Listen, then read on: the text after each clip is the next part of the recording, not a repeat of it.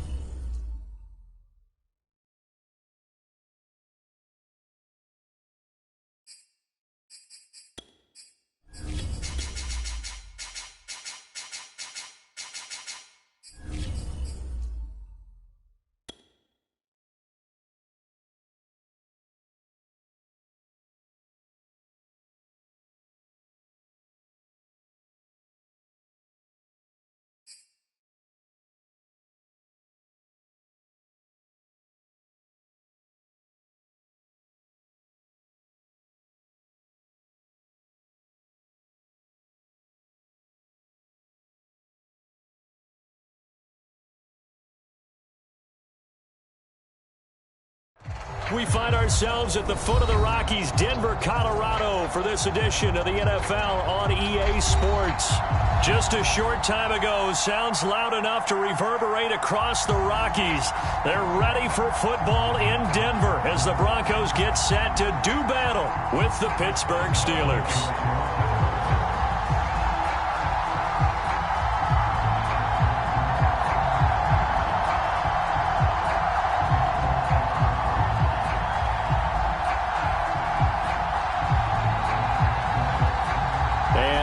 We go from Denver. On the return, here's Hall. And a nice return sets him up pretty good here right at the 30-yard line.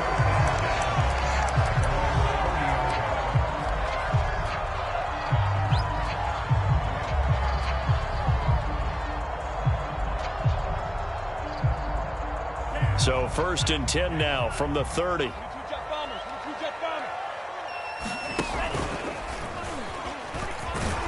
And he'll have a gain of 3 to the 33. Defensively here, you're facing a top-5 team in terms of points scored in the NFL. So when they're that high-powered, you've got to find a way to hold them under 20. Because to me, that's the magic number.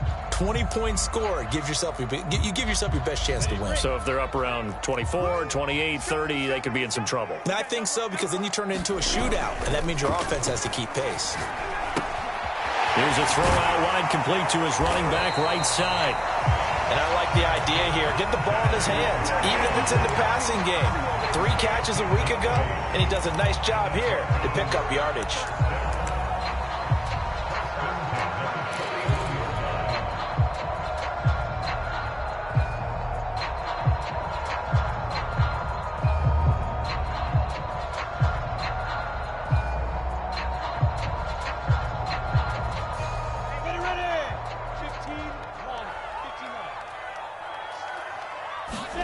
Now Lawrence on 1st down. Oh, he tries to force it in, and it's intercepted. Picked off by Cameron Sutton. And the Steelers are going to get the football here as they force the INT on the game's opening.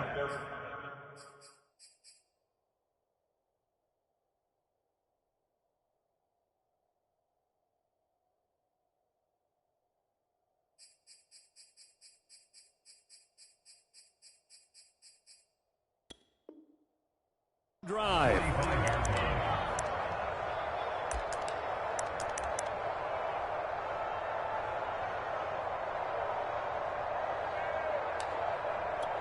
Good starting field position for them here as they come up 1st and 10 at the 45.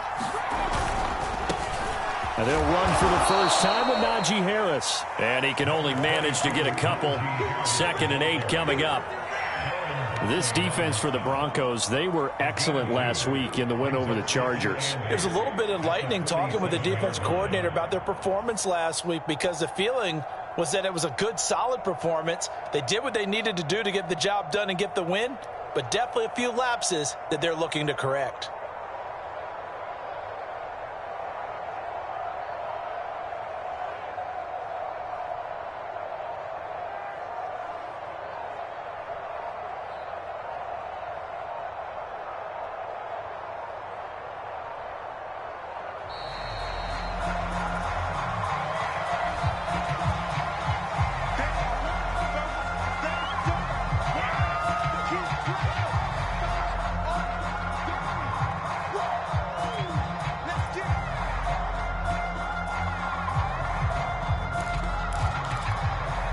They are pushed back 5 yards by the delay of game, 2nd and 8.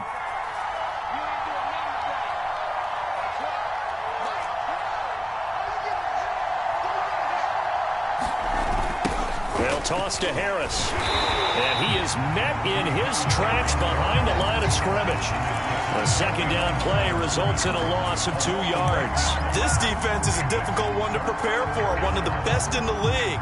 They'll come at you from all angles, and they did a nice job there stopping him for a loss. A nickel set defensively for the Broncos here on 3rd down.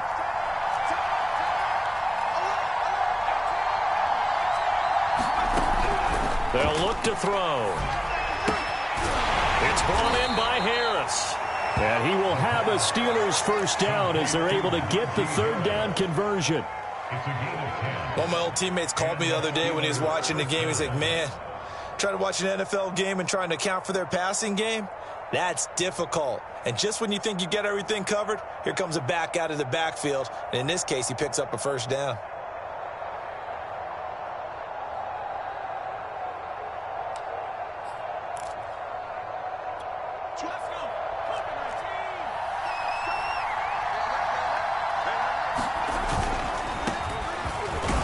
And he'll work this forward for about 3 at 2nd down. Brandon, all things considered, they have to feel pretty good about getting that type of a gain, considering the blitz that they just had against them.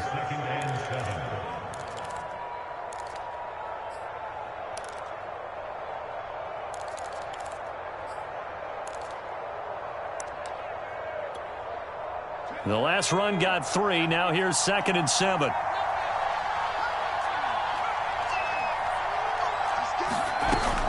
Back to throw here. He'll find Juju Smith-Schuster.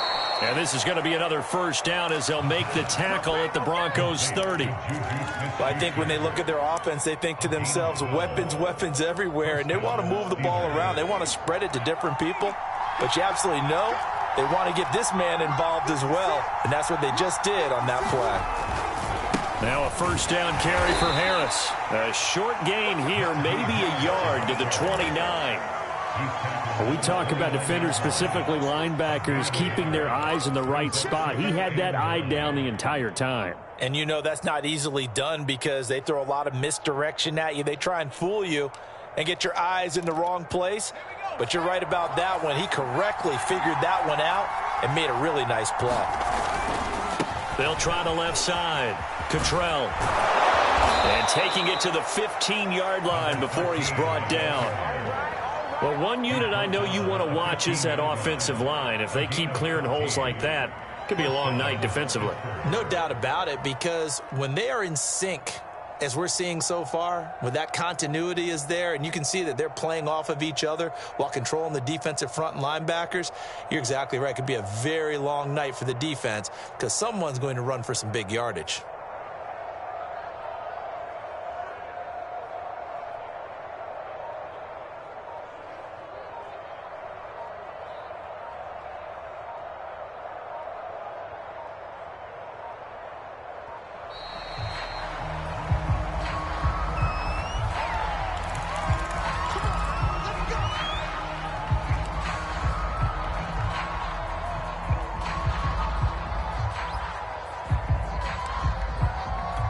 And the offensive penalty has us back where we started as they come up on a 1st and 10.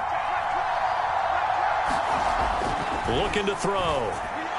And the timing a bit off that time as that one falls to the ground. Well, they've got man coverage on the outside, and my scouting report on these DBs tells me that they love to take matters in their own hands. They want man coverage, not zone. And there was good coverage there that forced the incompletion.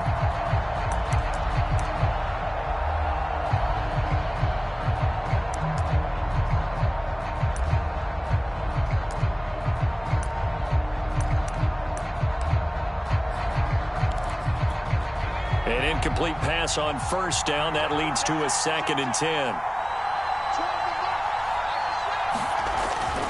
He'll look to throw. And he comes back with one complete. And he's taken down at the 7 after a gain of 7.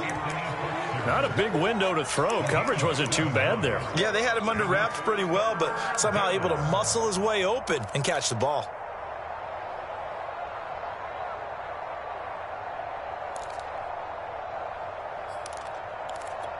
The 8th play of the drive coming up. It's 3rd and 3.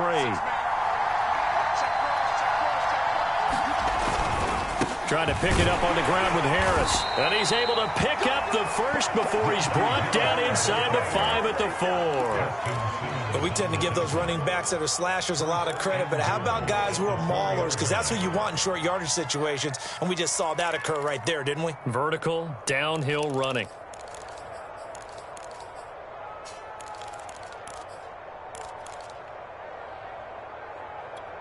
First and goal from just inside the 5.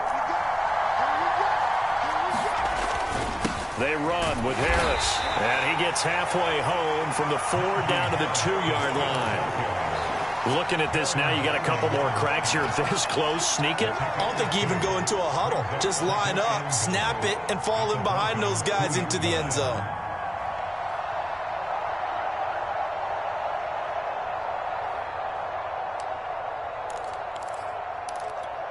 From the 2 now, 2nd and goal.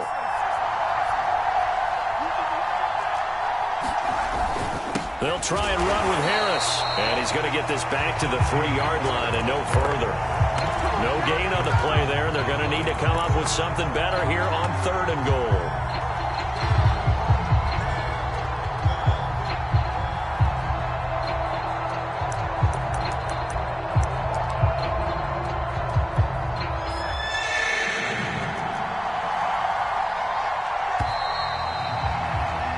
We're scoreless after 1.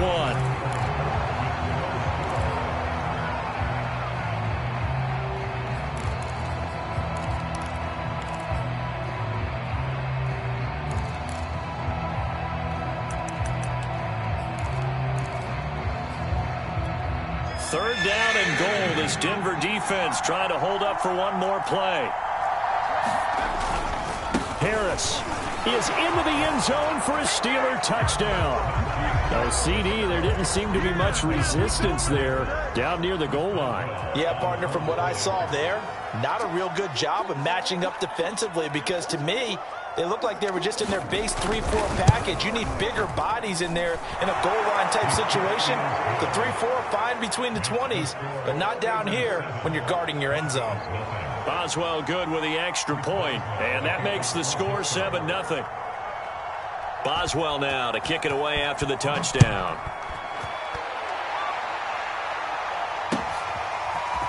Here comes Hall. He's going to bring it out. And he'll be stopped right around where he would have been had he gone down to a knee, maybe a yard shy of there at the 24.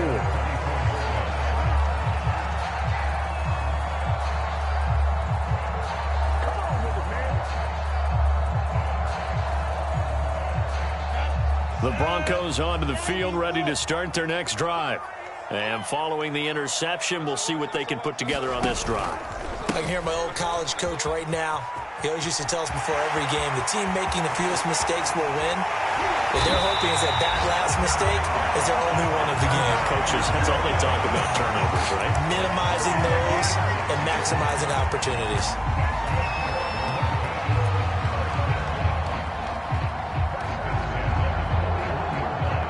So the big play gets him across midfield now for 1st and 10.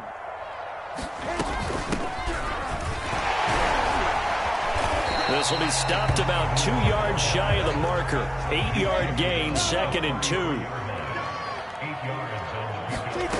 On 2nd and a couple, Lawrence. Buying time to his left. And he'll find Sutton on the right side, complete. He gets it forward for 4, maybe 5, but the flags fly. And this one could be coming back.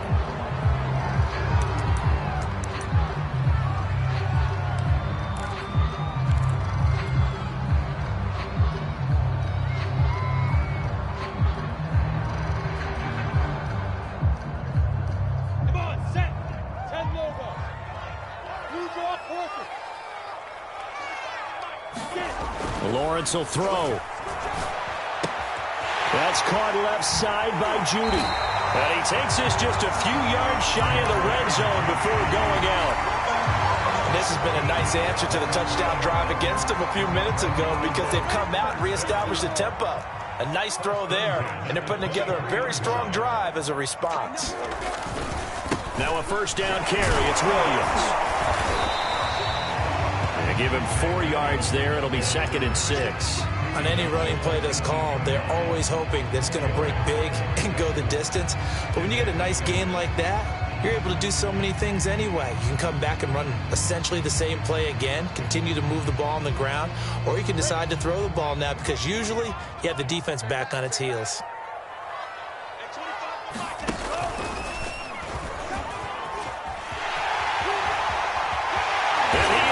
To the end zone for a Denver touchdown. Anthony Schwartz, his 5th touchdown now on the year. And the Broncos are an extra point away from tying the football game. Extra point from McManus is good. And we are tied here in the 2nd quarter.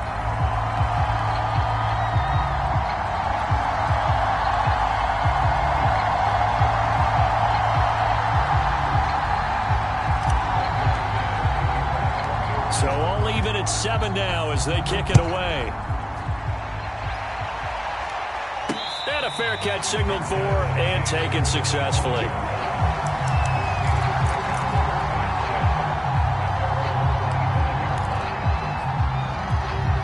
The Steeler offense here about ready for their next drive.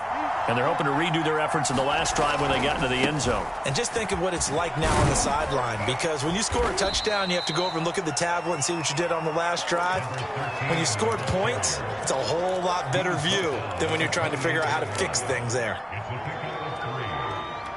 Coming up on 2nd and 7.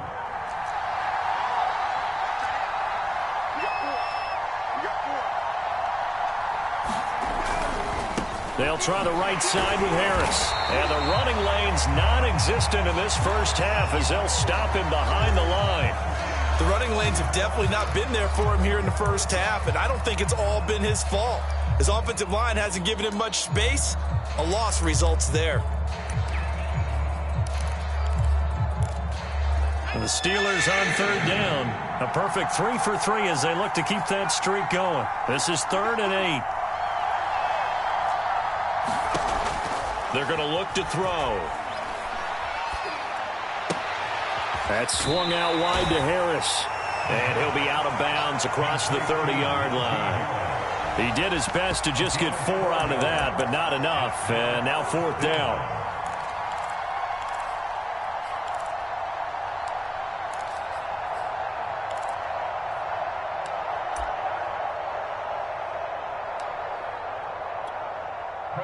Here's Presley Harvin now. K.J. Hamler deep for the Broncos.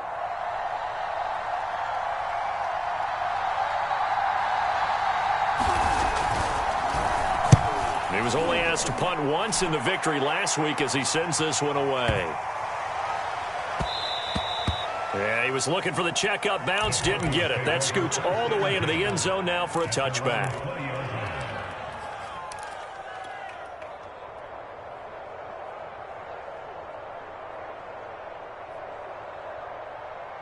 Denver offense at the line, ready to go.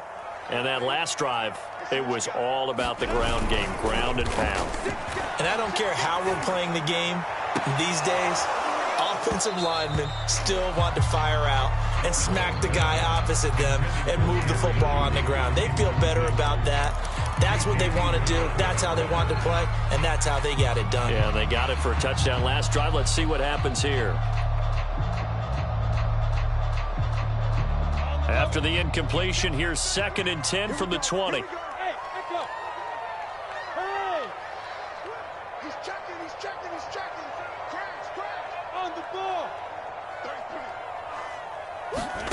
Play action. It's Lawrence. And they're able to get this one across the 35. You can see the time and effort and thought that they put into their passing game because it was evident right there. It looks like a simple pitch and catch, but you and I both know that they have planned for this and worked hard to make it happen. So from the 36 now, 1st and 10.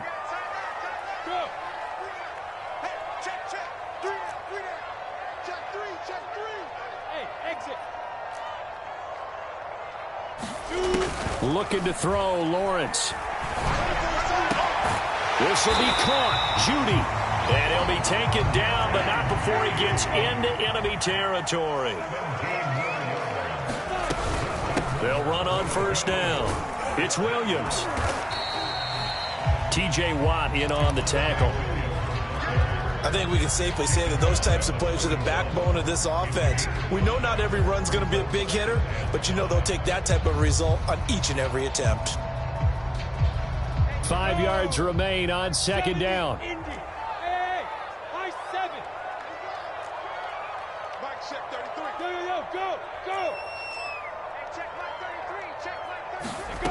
Now Lawrence. On the slant, completes to Sutton. And they'll get this to the 30-yard line before crossing over out of bounds. This has to go down as one of the simpler routes in the playbook, but oh so effective. Nice completion there. Keeps the sticks moving.